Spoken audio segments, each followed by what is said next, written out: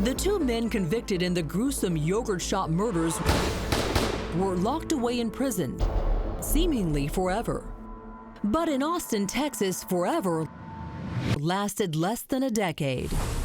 The girls' families felt some sense of closure with the convictions and sentencings of Michael Scott, life in prison, and Robert Springsteen, the death penalty. But that somewhat comfort of conviction was shattered in 2006 when both convictions were overturned. Then 3 years later, the two once convicted murderers were released.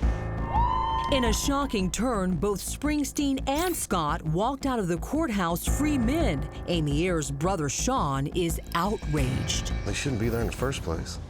I mean, they should be where they belong. Where's that? In prison or dead, one of the two. I mean, I don't care. I mean, they took something from my family and a lot of people. Why did they go free? The reasons were legal, but some might say morally unjust. The appellate court ruled that the men's constitutional right to confront each other's claims was violated. But after that controversial decision, there were other factors that came to light, scientific ones. Years after the murders, advanced DNA testing revealed a bombshell. New results showed the DNA found on Amy didn't match any of the suspects and didn't match anyone in the nationwide database. Then another shocker. I believe it would be imprudent and, in fact, unfair to proceed to trial at this time. It would be unfair to the jury hearing the case, unfair to our community, and most of all, unfair to the victims of these devastating crimes and their families. In a stunning decision, Travis County DA ROSEMARY LEHMBERG announced she won't retry the case until they find out who that mystery DNA belongs to. Author Beverly Lowry says the key to unlocking the case? Those two mystery men who were in the shop before it closed. The strongest theory I have is whoever those two guys were, they were there to wreak havoc.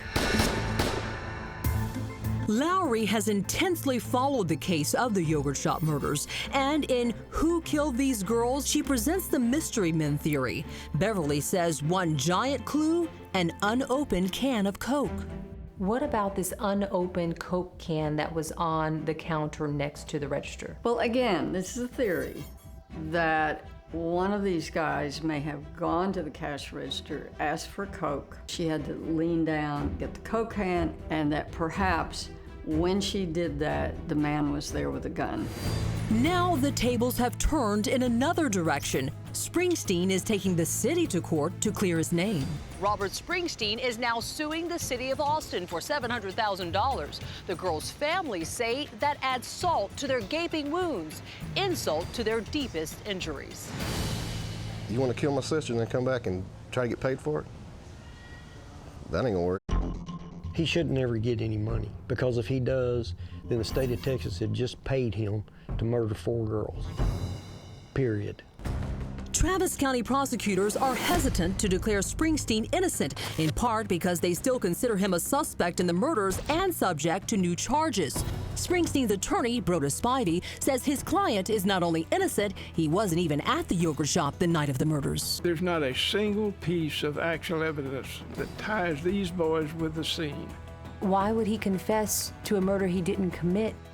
It involves questioning a person and dropping hints and suggestions to that person and telling them such things as, we have a statement from somebody else that says you did it, now you should come clean. It'll be a lot easier on you if you just confess. But at some point you begin to agree with the interrogator just to get it over with. And what about Springsteen's friend, Forrest Wellborn, the man who was once thought to be involved but had the charges dropped due to lack of evidence? We have information that suggests that Forrest Wilborn lives in that house. There is a car, an SUV, in the driveway under the carport.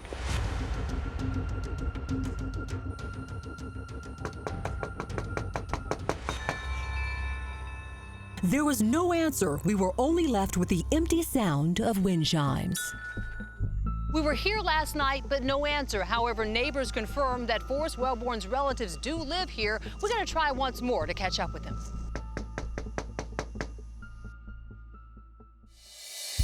Oh, wow. Hi, are you Forrest Wellborn? Are you Jimmy Wellborn? I'm Narissa Knight with Crime Watch Daily. We're wondering if Forrest Wellborn lives here.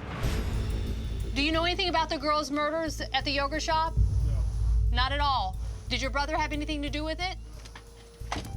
Wellborn has consistently denied he was involved in the killings, and he was never tried in court because there was no evidence connecting him to the crimes. I had a lot of contempt for the law and courts and the whole procedure, because when they say criminal law, it's exactly what it means. It's for the criminal. It's not for the victims. It's the crime the city of Austin will never forget. No justice for Eliza, Sarah, Jennifer, or Amy. Somebody is still getting away with murder. Right now, to help us break down this complicated case is criminal defense attorney Diana AIZMAN in our Los Angeles office. Diana, the defense claimed coercion, but detectives say these guys knew details only the killers would know. What's your take on the case?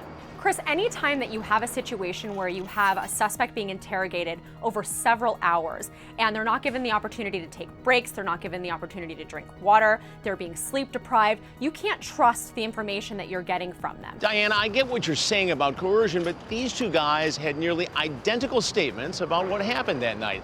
I think a lot of people would say, okay, maybe they got one guy falsely to confess, but two guys? Come on now, what are the chances of that? Absolutely, I totally understand what you're saying there, and the problem I have with that is DNA.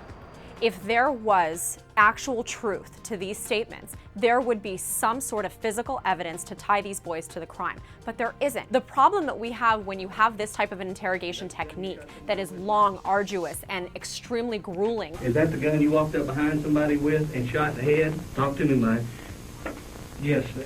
Information is released by law enforcement during the course of that interrogation, and they're being asked to agree or disagree in a lot of ways.